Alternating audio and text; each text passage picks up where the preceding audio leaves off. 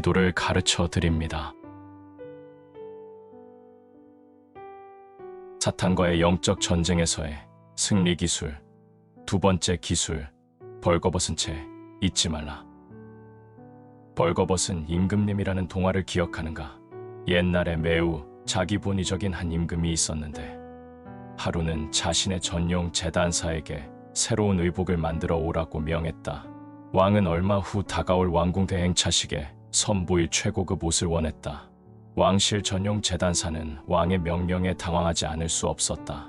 왕이 감탄할 만한 획기적인 옷을 만들지 못하면 자신의 목이 날아갈 수도 있었다. 하지만 며칠이 지나도 아무런 생각이 떠오르지 않았다. 왕의 행차식 당일날 아침까지도 재단사는 왕에게 보여줄 옷을 만들지 못했다. 그때 기발한 생각이 떠올랐다. 왕에게 아무것도 보여주지 않으면서 그것이 대단한 옷이라고 말하면 어떨까? 그래서 재단사는 왕에게 평범한 사람들의 눈에는 보이지 않는 훌륭한 옷을 만들었다고 말했다. 재단사는 이 옷이 전 세계에서 보이지 않는 유일한 옷이라며 왕의 허영심을 자극했다. 아첨을 들으면 정신을 못 차리는 왕은 그 이야기를 곧이곧대로 믿었다. 왕은 기꺼이 새 옷을 입고 행렬의 맨 앞에서 보무도 당당하게 걸어 나갔다. 왕은 모든 사람의 눈이 자신이 입고 있는 최신 복장을 바라보고 있다고 생각했다. 하지만 사실 사람들은 더 엄청난 것을 보고 있었다. 왕은 자신이 멋지다고 생각했지만 사람들은 왕이 춥지는 않을까 생각했다. 이 우화가 에베소서 6장과 무슨 관계가 있을까? 아마도 당신은 이미 알았을 것이다. 우리도 영적으로 벌거벗은 채 활보하면서 하루하루를 살아가면서도 정작 자신은 전신갑주를 입었다고 생각하지 않는가? 우리는 전신갑주를 입을 시간을 내지 않는다. 하나님은 우리가 전신갑주를 입도록 계획하셨는데도 말이다.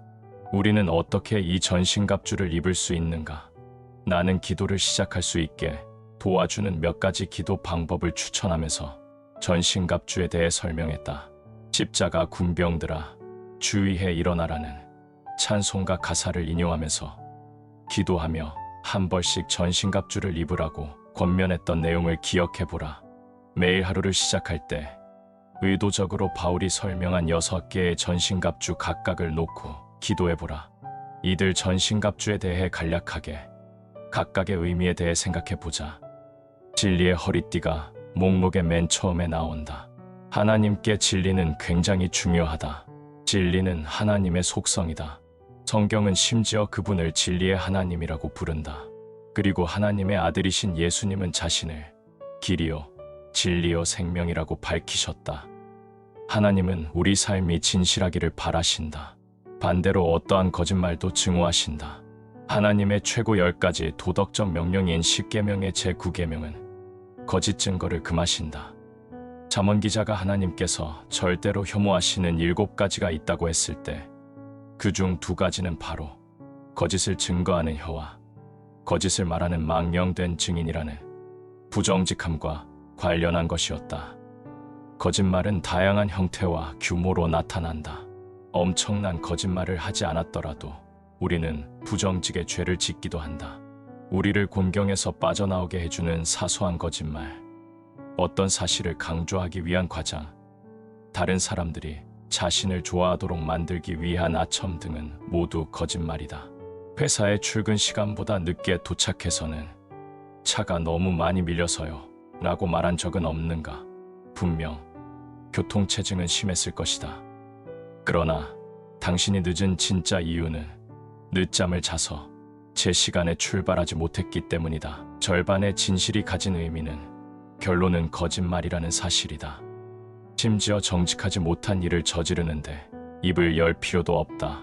온 가족이 모두 잠들기를 기다렸다가 인터넷으로 몰래 음란물을 보는 사람도 거짓말을 하며 사는 것이다. 최근에 몰래 구입한 새 옷을 남편에게 이런 방구도 없이 조심스럽게 옷장에 숨겨두는 아내도 거짓말을 하는 것이다. 그리고 온전히 자기 힘으로 풀지 않은 시험 답안이나 논술 답안을 제출하는 학생도 마찬가지다. 진리의 허리띠에 대해 기도할 때 우리는 전날 하루 동안 저지른 모든 거짓된 말과 행동에 대해 하나님께 고백함으로써 기도를 시작할 수 있을 것이다. 그 다음 하나님께 온전히 진실한 것만 말하며 사람들 앞에서나 혼자 있을 때나 동일하게 행동하도록 우리를 가차없이 정직하게 해달라고 간구하는 기도를 드려보길 바란다. 바울이 말한 목록의 두 번째 전신갑주는 의의 호심경이다. 우리가 말하는 의의 기준은 그리스도의 성품이라는 사실을 기억하라. 그러므로 의의 호심경에 대한 기도에는 우리를 좀 더 예수님을 닮은 형상이 되게 해달라는 간구가 따른다. 그리고 확실히 나에게 어느 부분이 가장 부족한지 인정해야 한다.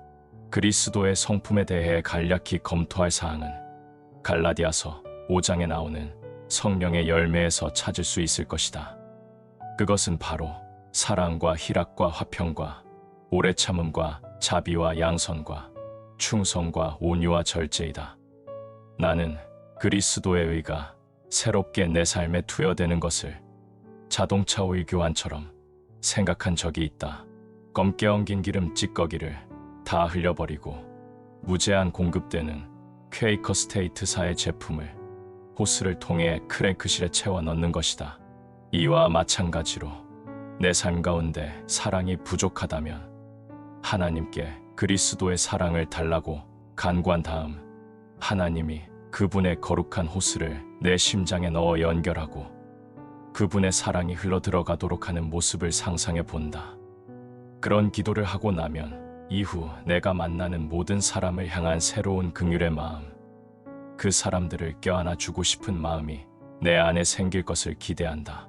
그러나 그렇게 기도하자마자 내가 부딪히는 사람은 바로 까다로운 아내, 뿌루퉁한 직원, 무례한 점원 또는 지나치게 엄격한 교통경찰 등이다. 그러면 나는 그들을 안아주고 싶은 마음이 아니라 한 대 때려주고 싶은 마음이 든다. 그리스도의 사랑 수혈은 도대체 어떻게 되었단 말인가? 사실은 이렇다. 그리스도의 의를 구하는 내 기도의 하나님은 절대로 새 오일을 내 자동차에 넣어주는 식으로 내 안에 의를 부어주셔서 응답하시지 않는다. 오히려 하나님은 나에게 도전이라는 방식으로 응답하신다. 내가 그리스도의 사랑을 구하는 기도를 드리면 하나님은 정말로 좋아하기 힘든 사람을 내게 보내주신다. 그리스도의 신실하심을 구하면 하나님은 정말로 그만두고 싶을 정도의 불가능한 상황에 나를 처하게 하신다. 그리스도의 오래 참으심을 구하는 기도를 하면 내게 극심한 교통정체나 계산대 앞에 길게 늘어선 줄, 그리고 연전연패하는 시카고 컵스를 주신다. 오해하지는 말라. 내가 간구한 그리스도의 의가 지닌 모든 일면을 내게 공급해 주셔야 하는 분은 여전히 하나님이시다. 나는 스스로 만들어내지 못한다. 그러나 하나님이 공급해 주신다고 해서 스스로 노력할 필요가 떨어지는 것은 아닌 것 같다. 이와 동일한 균형에 대해 바울은 빌립보서에서 두렵고 떨림으로 너의 구원을 이루라고 도전한 후에 바로 너희 안에서 행하시는 이는 하나님이시니 자기의 기쁘신 뜻을 위하여 너희에게 소원을 두고 행하게 하시나니라고 설명하고 있다. 우리가 밖으로 실천할 때 하나님은 우리 안에서 역사하신다. 우리가 씨름하는 동안 하나님은 공급하신다. 당신이 의의 호심경을 놓고 기도할 때 이 사실을 결코 잊지 말라. 그 다음은 복음의 신을 신어야 한다. 바울은 우리의 발이 평안의 복음이 준비한 것으로 신을 신어야 한다고 말한다. 평안의 복음은 하나님과의 화평, 즉 용서와 화해가 십자가를 통한 그리스도의 희생으로 말미암아 가능해졌다는 희소식이다. 복음의 신발을 놓고 기도하면 이 메시지를 다른 사람에게 전할 준비가 된다. 구세주에 대해 말할 기회를 피하는 것이 아니라 달려들 준비가 되었다. 론 앨리슨과 마크 앤더슨은 길거리 복음으로 돌아가라에서 20명 가운데 단 한 명의 그리스도인만이 실제로 자신의 믿음을 다른 사람에게 전한다는 설문조사 결과를 인용한다. 어떻게 그럴 수 있을까? 저자들은 믿을 수 없다는 듯 질문하고 있다. 이 사람들은 예수님의 명령에 불순종하는 삶을 살고 있다.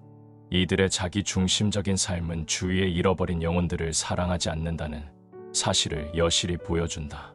자신의 친구, 직장 동료, 친척들이 길을 잃은 채 지옥을 향해 가고 있다는 것을 알면서도 그들의 영원한 운명을 바꿀 진리를 나누길 거절한다면 그 사람은 그리스도인이 아닐지도 모른다. 이 말은 매우 강경한 말이다.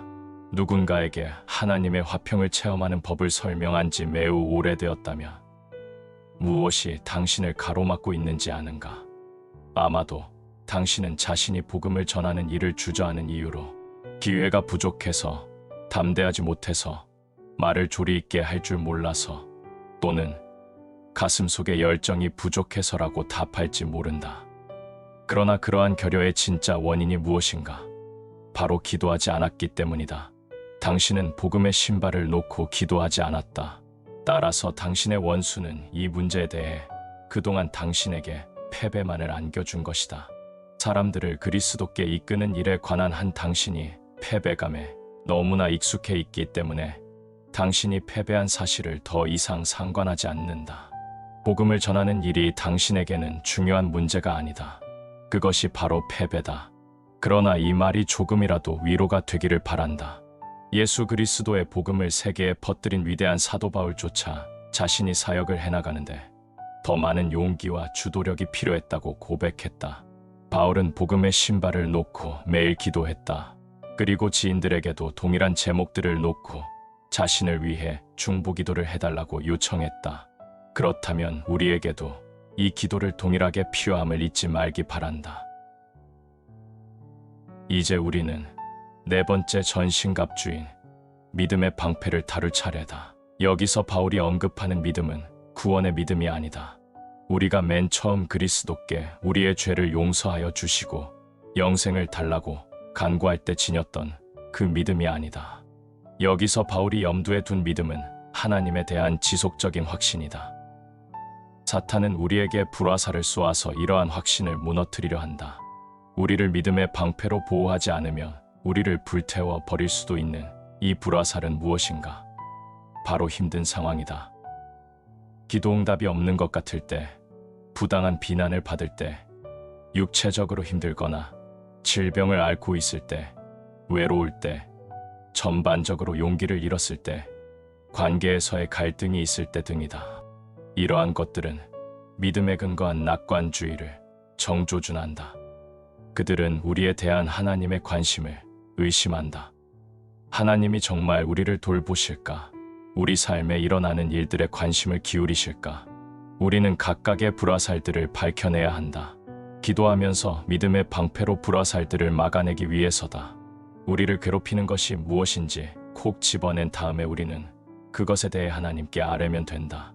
보호, 지혜, 인내, 기쁨, 담대, 치유 또는 친구 등 우리에게 필요한 모든 것을 우리는 간구할 수 있다.